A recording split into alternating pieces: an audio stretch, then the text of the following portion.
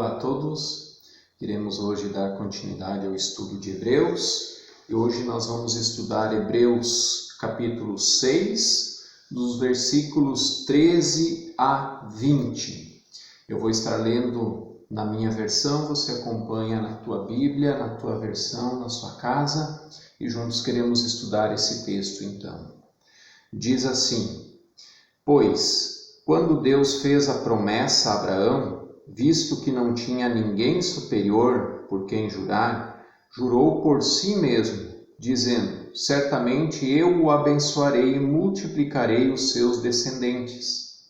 E assim, depois de esperar com paciência, Abraão obteve a promessa, porque as pessoas juram pelo que lhes é superior, e o juramento, servindo de garantia, põe fim a toda discussão.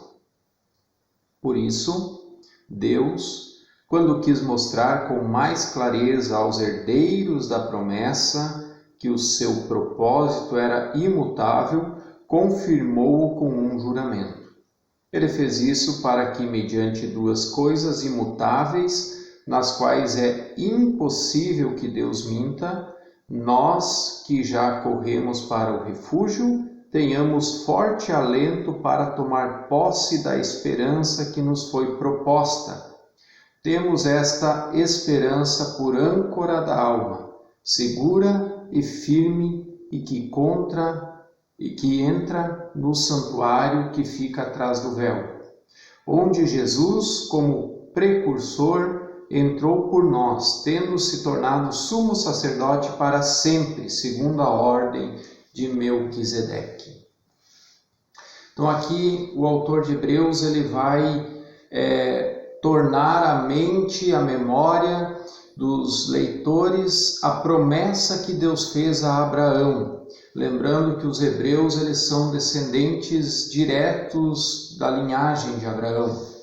E nós vemos no versículo 13 ao 15 que Deus faz a promessa então a Abraão e mais tarde ela se cumpre, que é os filhos de Abraão, que vai falar da sua descendência e que Abraão obteve a promessa com paciência. Mais tarde então teve essa grande promessa, a promessa de ser um povo numeroso, né? O povo de Israel ou os israelitas, né? São todos da descendência de Abraão. Essa foi uma promessa que Deus fez para Abraão. Queria multiplicá-lo como a areia do mar, as estrelas do céu, né? E nós vemos na genealogia de Abraão, então começa com Abraão, de Abraão vai para Isaac, Isaac para Jacó, Jacó tem então José, o José lá no Egito, o José do Egito, aonde que leva os descendentes da sua família de Jacó para morar no Egito, e ali eles vão parar no Egito e ali eles se tornam um povo muito numeroso, né? Então a promessa a Abraão se cumpre. Hoje, todos que aceitam Jesus, eles se tornam filhos de Abraão. Nós temos que entender isso, né? Essa promessa também é para nós. Olha o que fala Gálatas 3:29. Gálatas 3:29 diz assim: E se sois de Cristo, então sois descendência de Abraão e herdeiros conforme a promessa. Por quê? Porque nós temos mais promessas. Deus fez mais promessas a Abraão, não é só a quantidade, o número da sua descendência, mas também uma terra prometida. Abraão teve essa promessa de Deus de uma terra onde mana leite e mel, a palavra de Deus diz. E nós também temos uma promessa na Bíblia de novos céus, nova terra, de uma nova Jerusalém. Por isso nós então nos tornamos descendência de Abraão, todo aquele que crê em Cristo como seu único e suficiente Senhor e Salvador. E se sois de Cristo, então sois descendência de Abraão, diz Gálatas, né? A promessa para Abraão foi uma terra física aqui, e a nossa é uma promessa espiritual para a eternidade, né? uma promessa da Nova Jerusalém. Ela é descrita em Apocalipse 21, dos versículos 9 a 27, e o início do capítulo 22, do 1 ao 5, vai falar sobre essa cidade, né? A Nova Jerusalém. E é fantástico, é lindo a descrição que João dá a respeito dessa cidade, da cidade santa, de como ela é iluminada por Deus, porque o próprio Deus está ali. Vale a pena você em casa ler essa passagem, Apocalipse 21, do 9 ao 27 e 22, do 1 ao 5, que fala da descrição da cidade santa, da Nova Jerusalém, que é a promessa para mim e para você. No versículo 16, então, vai dizer que as pessoas juram pelo que lhes é superior. E nós temos que entender aqui essa questão do juramento, né? E nós temos duas coisas bem distintas que nós temos que ter em mente. A primeira é quando uma pessoa faz um juramento em um tribunal, por exemplo, né? Ela faz uma declaração que irá dizer a verdade com a ajuda de Deus.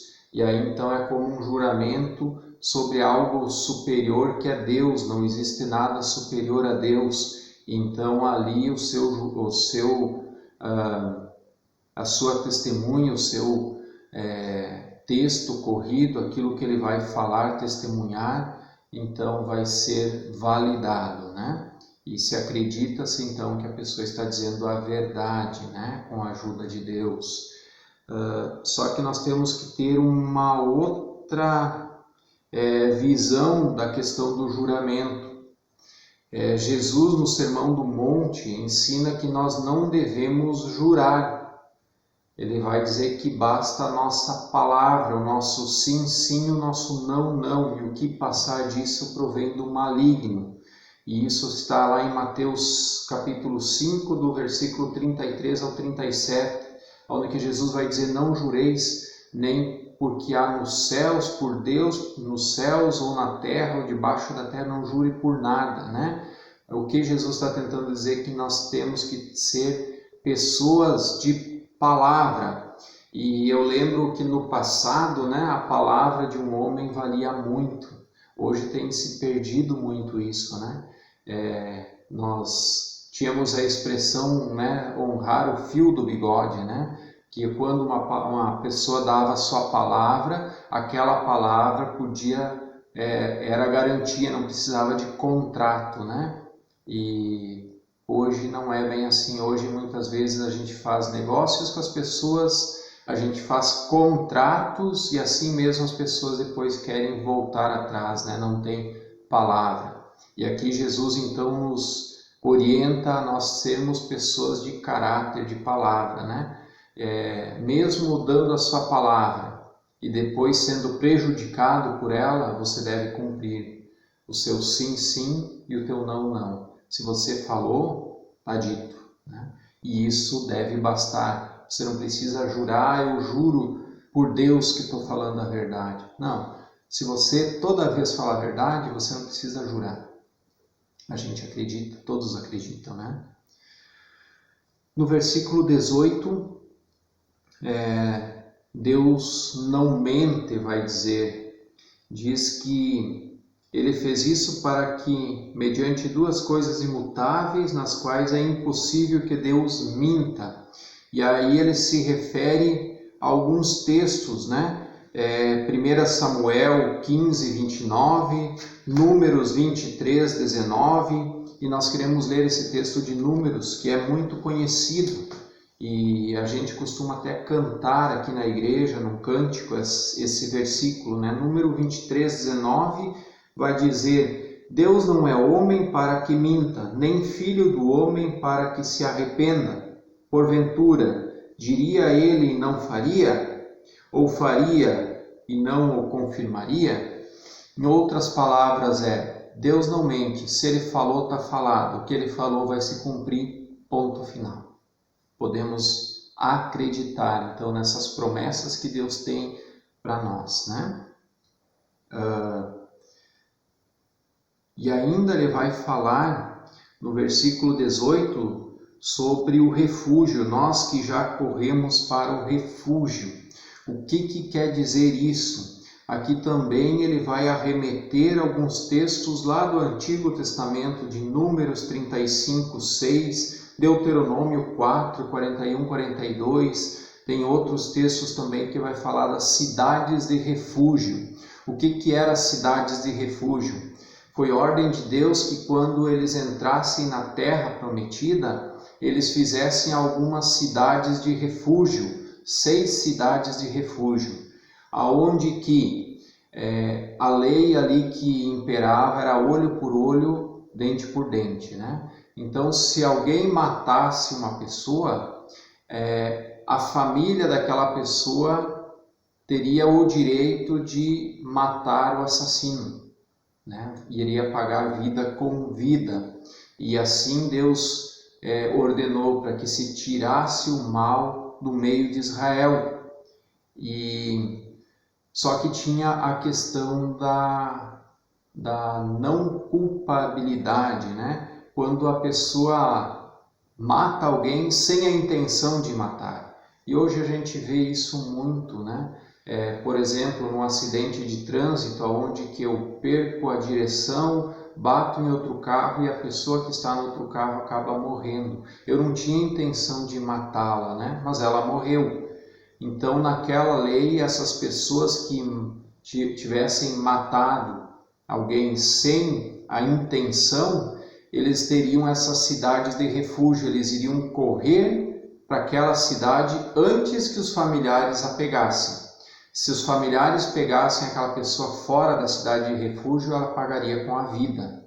Agora, se ela já estaria nessas cidades, uma dessas cidades do refúgio, então ali ele poderia viver, passar o resto da vida, e a família, os familiares daquela pessoa que morreu não poderiam matá-lo porque ele estaria refugiado, né?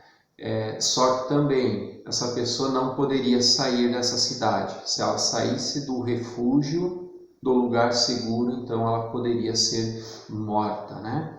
E aqui arremete então para nós esse refúgio da morte, né? E é o que Jesus Cristo nos faz, é o que Ele nos deu na cruz. Ele nos deu um refúgio da morte.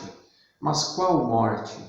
A morte física todos nós vamos passar, mas a Bíblia compara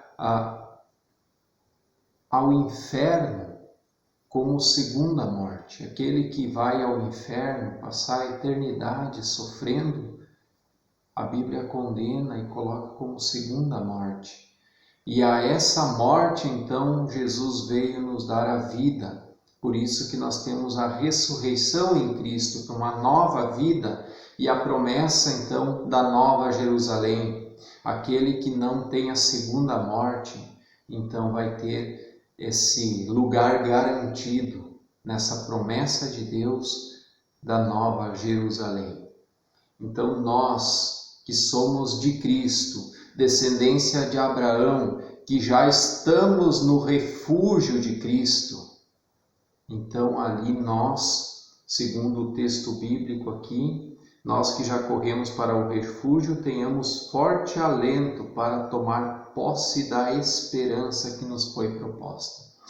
Se você, meu amado, ainda não está sob a cruz de Cristo, se não está no refúgio, não está refugiado em Cristo, corra para o refúgio, corra para a cruz, porque é através da cruz de Cristo que nós temos então e tomamos posse e temos essa esperança, dessa juramento de Deus, essa promessa de Deus, que é uma eternidade com Ele numa cidade magnífica, Nova Jerusalém.